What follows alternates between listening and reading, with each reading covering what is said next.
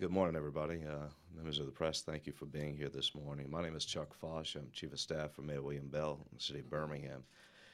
Today's press conference talks about the year 2013 coming up, which will celebrate 50 years of both struggle and success in each of the cities in Columbia, South Carolina, Memphis, Tennessee, Jackson, Mississippi, Selma, Alabama, Montgomery, Alabama, Washington, D.C., and Birmingham, Alabama, the cradle of civil rights. And now, with the vision of Mayor Bell, has put together these cities, which will culminate in 2013, and his vision of the movement that changed the world in Birmingham is not just a movement about civil rights, but about human rights. So we welcome you here this morning, and let me please welcome Mayor William Bell of Birmingham, Alabama. Thank you, Chuck. Let me say good morning to each and every one of you and express my appreciation for you being here. As was stated, we're coming up on the 50th anniversary of a year that marked the world taking attention to what was going on, not just in Birmingham, but throughout the South, the Old South. 1963 was a year in which we saw Dr. King being jailed, but also penning the letter from the Birmingham jail, which is a historical document that expressed the hopes, dreams, and frustration of getting the attention of the powers that be to make changes that would impact the lives and the quality of life of the African-American citizens. Oftentimes, as you see on the television, when we talk about Birmingham and other cities in the South, we bring up the old images of the dogs, the hose pipes, the beatings, and the things of that nature. But out of that struggle came a new South. Out of that struggle came an opportunity for African Americans as well as other people to come together to say that we are going to make the changes necessary that all men and women can live up to their highest potential. In 1993, when I was invited to come and meet Nelson Mandela in the city of Atlanta, Mandela made the statement that during his 26 years in Robben Island prison, that one of the things that sustained him was the movement that was taking place in Birmingham as well as the South, and that he saw that through the struggle and determination of using nonviolent methods that the South was changing. And he adopted many of those principles that Dr. King and others were using during that period of time. Once Nelson Mandela was released from prison, he could have been a bitter man, an angry man, but he knew that there was a time to come together. That is the true meaning of what the struggle in the South was really all about, overcoming past racial discrimination, but creating a platform that we could create a new South. With us this morning, we have Mayor Harvey Johnson, who is the mayor of Jackson, Mississippi, a city that also had its share of issues concerning segregation.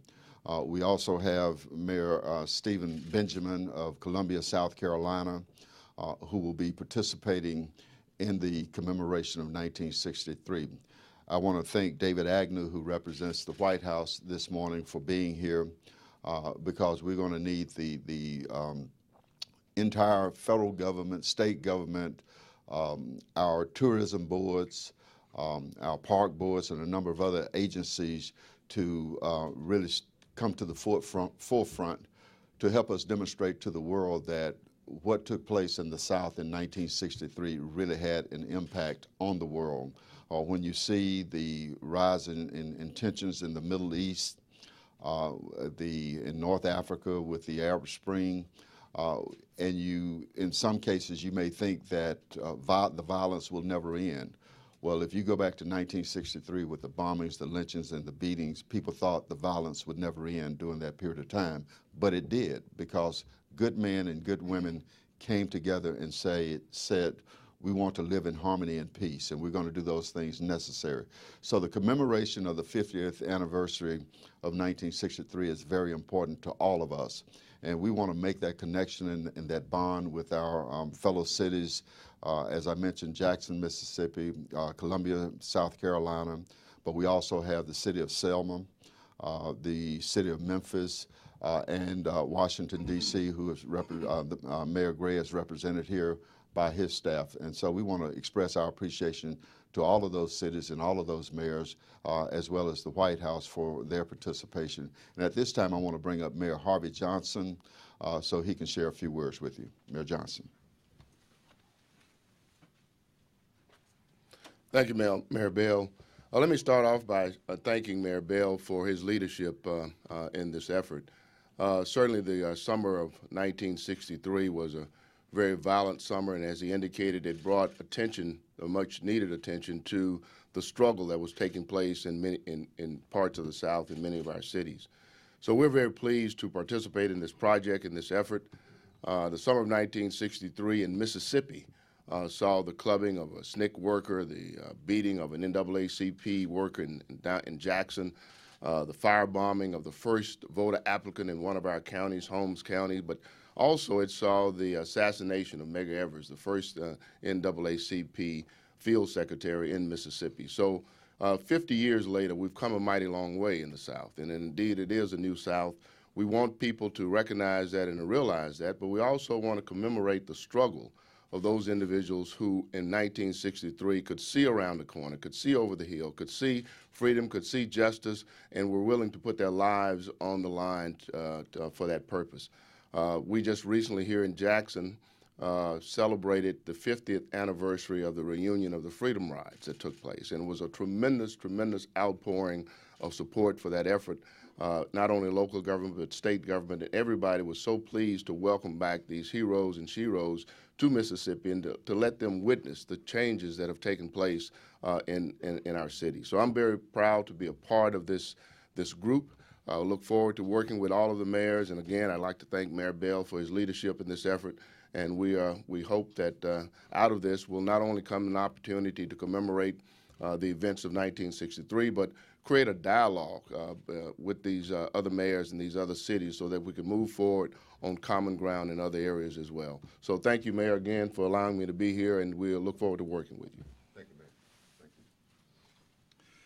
Because of the changes that occurred after 1963 and the opportunities were created, it gave African Americans opportunities for education, opportunities for better employment and changing the quality of life, but it also gave political opportunities. And the mayors that are here recognize that, and none no more so than Mayor Benjamin. He realizes that the struggle that took place in Columbia, South Carolina, laid the groundwork for he, along with others, to participate in the political process. And so we want to invite Mayor Benjamin up to share a few words with you at this time about Columbia and its role in the movement. Mayor. Thank you, Mayor, very much. Good morning. I, too, want to thank Mayor Bell for his leadership and quite frankly, for his inclusion of Columbia, South Carolina. The stories that can be told across the American South are significant and voluminous, and to have our city included along with Jackson and Birmingham and Selma and others. Birmingham, quite frankly, could write a story of its own, and many of us would be happy to watch and follow. Columbia, South Carolina, 1963 was a significant year. It was a year in which our state and our city turned the corner in a number of different ways. The U.S. Supreme Court decided in the case of Edwards v. South Carolina that young people, the 187 young people who were protesting the treatment of African Americans across the South, it did indeed, contrary to our state law, have protection under the First and 14th Amendments in South Carolina. These young people organized at Big Zion Baptist Church, which was the epicenter of our civil rights movement in Columbia, South Carolina, and they actually won before the Supreme Court in 1963. That year also saw, of course, an event that's particularly personal to me, the admission of Henri Monteith, Jim Solomon, Robert Anderson to the University of South Carolina. They kicked down the doors to USC in 1963 in August and allowed me and several other young people who would follow in their footsteps the opportunity to get a quality education in their home state. the continuity, looking at the 187 students who fought for their rights in the Edwards case, and seeing the similarities between the way that the young people were treated on the State House grounds, the Occupy movement, just in the last few months, and seeing this opportunity that we have to develop this dialogue and educate young people and make sure that they understand that what's going on right now is nothing new. And that the importance of understanding their history certainly means that we will never have to repeat it again. This is a significant opportunity to not only educate our people, but also to begin to mine the resources of cultural tourism throughout the South. The migratory patterns that my parents and others followed, leaving the Old South, and now certainly are coming back to the New South, present some significant opportunities for all these wonderful cities of South Carolina and Alabama and Mississippi and Georgia, and it's exciting, and I'm proud to be a part of this. Columbia will be excited about this opportunity, and again, Mayor, we really appreciate your graciousness and including us as a part of the team. Thank you. All right. The one single event that probably had the greatest impact on the civil rights movement, more so than anything else, was the September bombing of 16th Street Baptist Church. In that tragedy, I think the federal government realized that it had to do more. The federal government realized that we could not have news stories going out around the world that we are killing our children in America. And action was put in motion to bring about the changes necessary that, again, paved the way for us to reconcile our way of life with a new way of life. And here today, representing the federal government, we have Mr. David Agnew with the White House. And I want to invite David to come up and share a few words about his thoughts on the commemoration of 1963. David. Thank you so much, Mayor Bell. It's great to be here with all of you. It's an honor to be here with Mayor Bell and Mayor Johnson and Mayor Benjamin and the other mayors who are participating in this effort.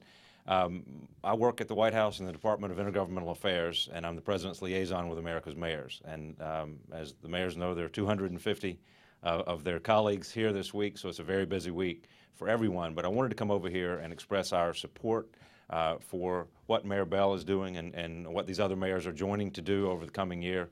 It's an extremely important initiative to remember this history, to make sure that the people in the South remember the history, but more importantly, that the people across the country and around the world remember this history, have the opportunity to tie it all together and to remember what happened in these cities and across the South and across the nation.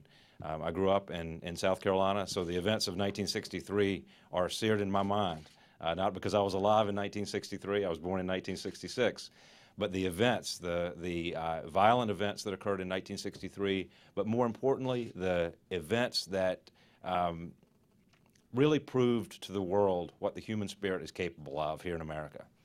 Those events are all in my mind, and they're in the mind of so many people, but we owe it to future generations to make sure that those memories stay alive and that both the good and the bad are remembered, and I think that's what this effort's all about.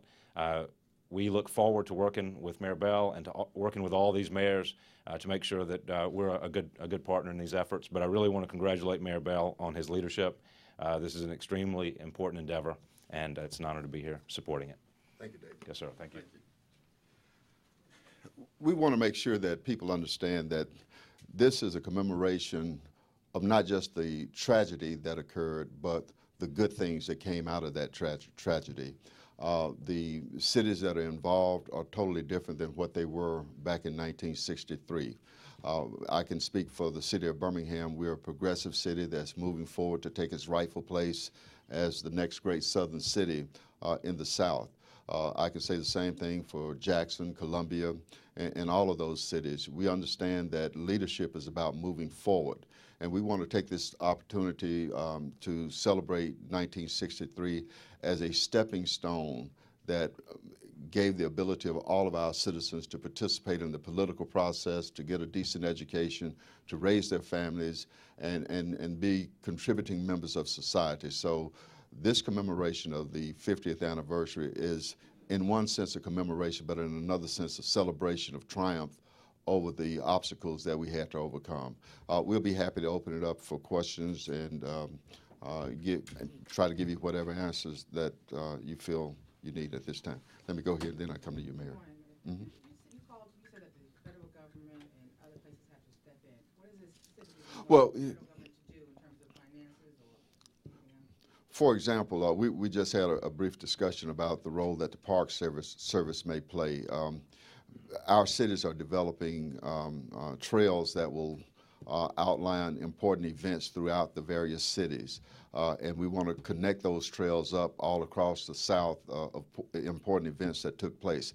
That may require some participation and support by the Park Service.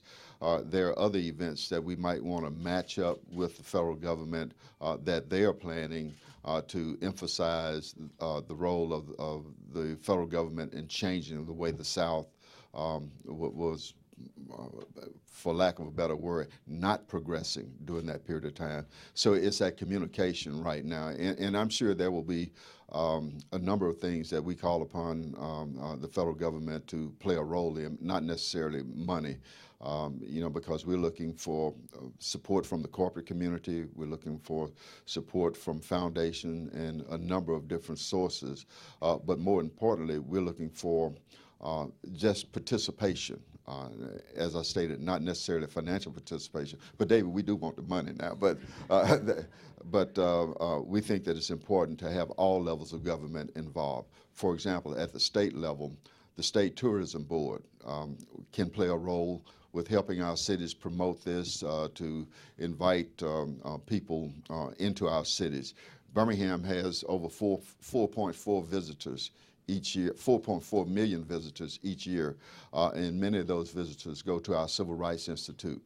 Because this is a banner year, 2013 is a banner year, we want to make sure that we get linked into the state tourism efforts as well as our own tourism efforts. So we're making that linkage across the board. Mary? Following up on that question, is there any role personally for President Obama? Maybe this question for Mr. Agnew. And also, what about the commitments that the federal government makes? We have an election coming up. Obviously, if the president is still in office, then I understand that continues. But are there things that the federal government would need to do if there's a new administration? Would those commitments carry forward? Well, this is not about one administration or another administration. This is about the impact that the movement of 1963 had on the world. And it really doesn't matter to it. Well, it matters to me personally who's president, I want to say that. But in terms of this commemoration and celebration, it doesn't matter who's in the White House, because I think we all recognize across the political spectrum that 63 was a year that changed all of our lives, whether you're African American, white, Asian, male, female, Baptist, Catholic, Jew, across the board, lives were changed because of the movement. And I think the case can be made that regardless of what the political scene is during that period of time, that the support will be there.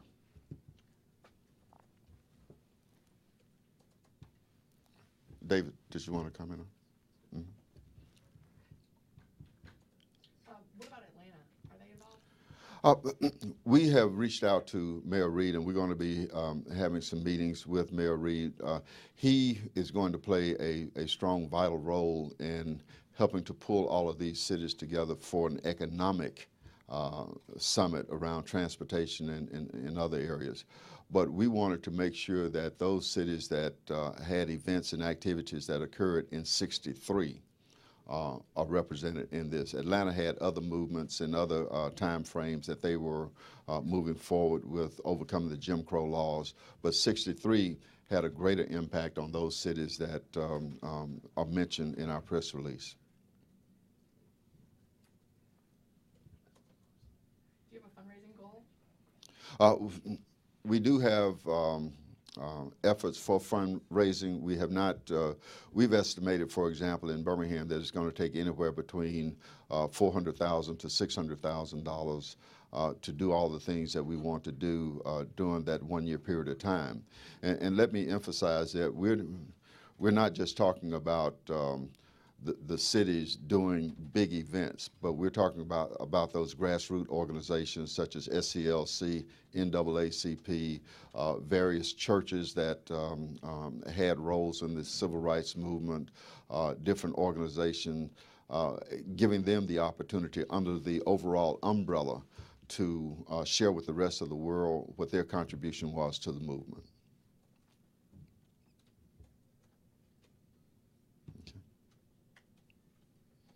Any other question? If not, again, Mayor Johnson, Mayor Benjamin, David, we appreciate you being here, and we appreciate your support. And please let Mayor Gray know that we look forward for his participation as well. So thank you all very much. Yes? Mayor, we're talking about the advances that have been made. Are there any concerns at all about the voter ID laws, the immigration laws that are still happening in the southern states, and what kind of impact that might have on this whole campaign? There is a concern, and we also feel that this commemoration can bring attention to some of the negative efforts in terms of immigration laws being promulgated by state governments and state legislators. And this will give us an opportunity to work with the Hispanic Coalition and others to see if we can't bring about balance. I'm a firm believer that immigration should be left to the federal government, but it's been brought into state politics, and for that reason, we need to look very carefully as to how we approach that discussion in light of what took place in 1963 as well. Okay. Okay. Thank you all very much.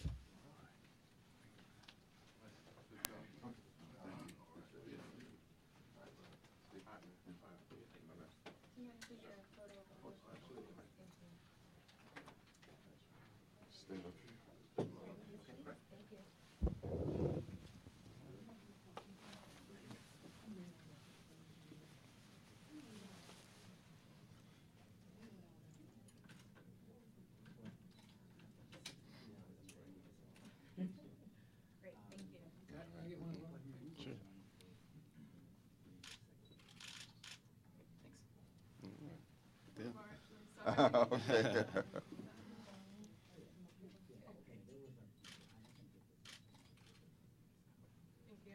Thank y'all. David,